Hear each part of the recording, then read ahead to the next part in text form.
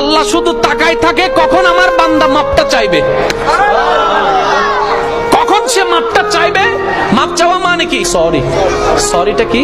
আমি তার সামনে নিজেকে ছোট বানালাম, আমি তার সামনে নিজেকে অনুশোচনায় আনলাম, না আসলে আমার কাজটা ঠিক হয় নাই।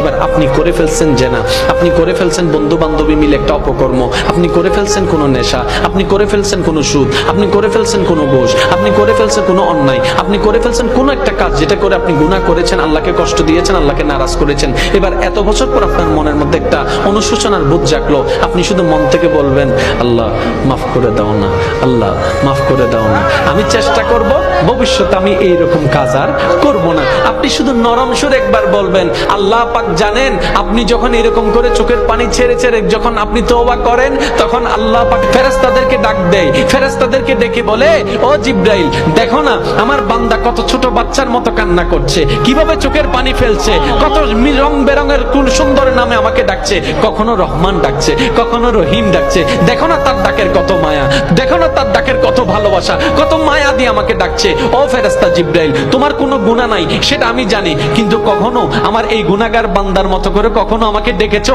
এত ভালোবেসে কখনো ডেকেছো আমি আল্লাহর সন্তুষ্টি পাওয়ার জন্য, কখনো 2 ফোঁটা চোখের পানি তোমরা ফেরেশতারা ফেলেছো? ফেরেশতারা বলে যে আল্লাহ আমাদের গুনাহও নাই, কান্না করার তো কোনো দরকার নাই। আল্লাহ পাক তখন বলে এখন বুঝতে পারছো কেন আমি বান্দা সৃষ্টি করেছি, কেন আমি বান্দা সৃষ্টি করেছি? কারণ আমি চাই আমার বান্দা গুনাহ করলেও সে যেন বারবার আমার কাছেই আছে। বান্দারে একবার শুধু তওবা কর মন থেকে, আমি তোর একটা তওবার কারণে 1000 গুনাহ মাফ করে দিতে পারি।